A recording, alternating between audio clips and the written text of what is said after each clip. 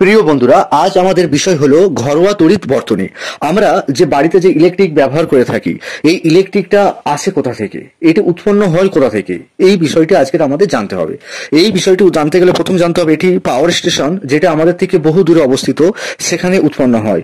এবং প্রাথমিকভাবে power station থেকে যখন বিদ্যুৎ ছাড়া হয়, এর ভোল্টেজ বা বিভব পার্থক্য কিন্তু প্রচুর থাকে, যেটাকে আমরা 11,000 ভোল্ট বলে থাকি, এবং এর ফ্রিকোয়েন্সি প্রায় 50 হার্টজ হয়ে থাকে।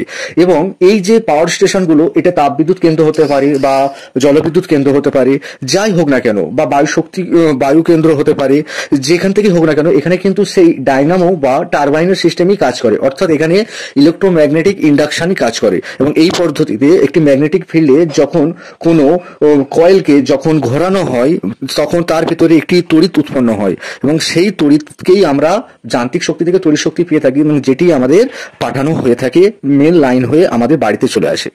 এখন কেন এই উচ্চ বিভব পার্থক্য পাঠানো হয়? কারণ এত হাই ভোল্টেজ পাঠানোর একটাই কারণ হচ্ছে যাতে এর হ্রাস বা এর নষ্টটা কম হয়, যার জন্য এত হাই ভোল্টেজে কারেন্ট পাঠানো হয়ে থাকে। এবং বিশাল ট্রান্সমিশন তার দ্বারা এই যে 11,000 ভোল্টেজ যে কারেন্টের তার আমরা নিশ্চয়ই দেখে থাকি, যে খুব মোটা মোটা তার হয়ে, এবং মাঠের উপর দিয়ে যখন এই তারগুলো আসে, বিশাল বিশাল ইলেকট্রিকের টাওয়ার দেওয়া থাকে, এবং ফোনের টাওয়ারের মতন টাওয়ার থাকে দেখবে, এবং ওগুলো ওই ট্রান্সমিশন তারগুলোকে খুব শক্তভাবে বেঁধে থাকে, এবং যার মাধ্যমে ওই 11,000 ভোল্টেজ যে কারেন্ট সেটা আমাদের আসে। এবং সেখানটায় এসে আমাদের সাবস্টেশন বা আমাদের যেটা ট্রান্সফরমার বলি, যেটা আমাদের গ্রাম ভিত্তিক বা একটা মহল্লা ভিত্তিক যে ট্রান্সফরমার হয়, সেখানে আসে, এবং সেখান থেকে স্টেপ ডাউন ট্রান্সফরমারের সাহায্যে সেটা 220 ভোল্টে আমাদের এখানে সরবরাহ করা হয় ডিস্ট্রিবিউশন তার দ্বারা। এবং সেখান থেকে আমাদের বাড়িতে প্রত্যেকেরই ইলেকট্রিক মিটার আছে, সেখানে এসে সেখান থেকে এবার ডিস্ট্রিবিউশন হয়ে আমাদের বাড়ির বিভিন্ন বাড়ির কানেকশন, ফ্রিজের কানেকশন, টিভির কানেকশন, বিভিন্ন রকম আমাদের যা যা লাগে কম্পিউটারের জন্য, সবকিছুই এইখান থেকে ট্রান্সমিশনটা হয়। এবার নাম্বার 3, যেটা হচ্ছে তড়িৎ শক্তি আমাদের বাড়িতে যেটা ব্যবহৃত হয়, সেখানে 3টি তার ব্যবহার করা হয়। আমাদের বাড়িতে দেখবে যেগুলো খুব দামি দামি প্রোডাক্ট যেগুলো আমরা ব্যবহার করি, সেগুলো দেখবে 3টে তার থাকে। সেগুলো হচ্ছে গিয়ে একটা হচ্ছে লাইট ওয়্যার, যেটা হচ্ছে লাল রঙের হয়ে থাকে, একটি হচ্ছে কি নিউট্রাল ওয়্যার, যেটা হচ্ছে ব্ল্যাক রং বা কালো রঙের হয়ে থাকে, আর একটা হচ্ছে আর্থিং ওয়্যার, যেটা হচ্ছে গিয়ে গ্রিন মানে সবুজ রঙের হয়ে থাকে।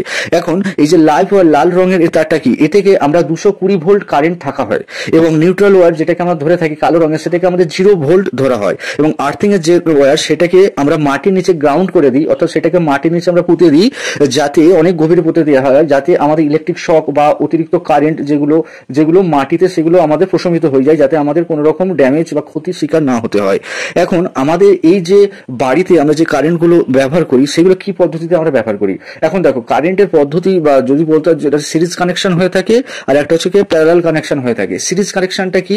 সিরিজ কানেকশন হলো একটির সাথে কারেন্টের লুপ শেষ হবে, তার একটা শেষ হবে, একটা লুপের শুরু হবে, এবং এক্ষেত্রে কিন্তু লুপগুলো পরপর কানেকশন হয়ে থাকে, এবং এক্ষেত্রে তড়িতের আধানগুলো একই দিকে প্রবাহিত হয়।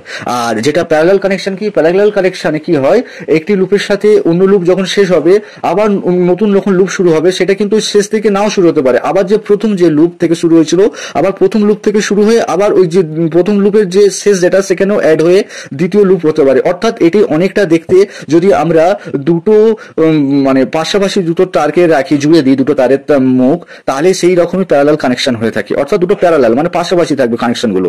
এবং এক্ষেত্রে প্যারালাল কানেকশনের সুবিধা কি হচ্ছে, একটি কানেকশন যদি আমরা অফ করে দিই, তাহলেও কিন্তু অন্য কানেকশন গুলো চালু থাকবে। তাই এক্ষেত্রে আমাদের বাড়িতে যেহেতু আমরা সবসময় কি ইলেকট্রিকের সব দরকার হয়, কখনো ফ্যান দরকার হয়, কখনো টিভি দরকার হয়, কখনো আলোর দরকার হয়, এট এ টাইম নাও দরকার লাগতে পারে, তাই আমাদের বাড়ির যে কানেকশন গুলো হয়ে থাকে, এগুলো আমাদের প্যারালাল কানেকশন হয়ে থাকে। এবং এক্ষেত্রে আধানগুলোর দিক কিন্তু নির্দিষ্ট থাকে না, আধানগুলোর দিক কিন্তু সর্বদা পরিবর্তন হয়ে থাকে। এরপরে আসি ফিউজ। আমরা এই যে বাড়িতে যে ফিউজ আমরা এত মিটার যে ব্যবহার করি, মিটারের সাথে কিন্তু এটা ফিউজ থাকে। এবং তাছাড়াও আমাদের প্রত্যেকটি যে ইলেকট্রিক বোর্ড আমরা ব্যবহার করে থাকি, সেই বোর্ডের সাথে কিন্তু একটু করে ফিউজ দেওয়া থাকে। কারণ ওভারলোডিং যে কারেন্টটা যখন প্রবাহিত হবে, তখন যাতে ঘরের কোনো জিনিস বা অ্যাপ্লায়েন্স, ধরো দামি দামি যেন ফ্রিজ, এসি, কম্পিউটার, টিভি, যে দামি জিনিস যেগুলো থাকে, তার উপর যদি এই অতিরিক্ত তড়িৎ যদি কোনো কারণে আমার তারে প্রবাহিত হয়, সেটি ক্ষতি করতে পারে। তাই সেক্ষেত্রে সেইটা যদি বাড়িতে ক্ষতি করার আগে ওই ফিউজে ফিউজকে নষ্ট করে দেবে, যাতে ফিউজ নষ্ট হয়ে যাওয়ার ফলে তখন কানেকশনটা, বাড়ির কানেকশন, তখন মেন ইলেকট্রিক মিটারের সাথে তখন কানেকশন ডিসকানেক্টেড হয়ে যাবে, অর্থাৎ বিচ্ছিন্ন হয়ে যাবে। তার ফলে অতিরিক্ত কারেন্ট তখন আমাদের বাড়িতে তখন তখন আর যোগাযোগ রাখতে পারবে না, তাতে আমাদের বাড়ির অ্যাপ্লায়েন্সের ক্ষতি হবে না। এটি তড়িৎ বর্তনী যে ওয়্যারগুলো হয় সেটা যন্ত্রপাতিগুলোকে খুবই সুন্দরভাবে রক্ষা করে থাকে। আর এর যে নিউট্রাল, এক্ষেত্রে কি হয় যখন আর এই ফিউজ যদি যখন কখন ফিউজ, বিশেষ করে লাইভ ওয়্যার যেটা লাল রঙের তার এবং কালো রঙের তার যখন পরস্পর কাছে চলে আসে তখনই কিন্তু এই দুর্ঘটনাটা বেশি ঘটে থাকে।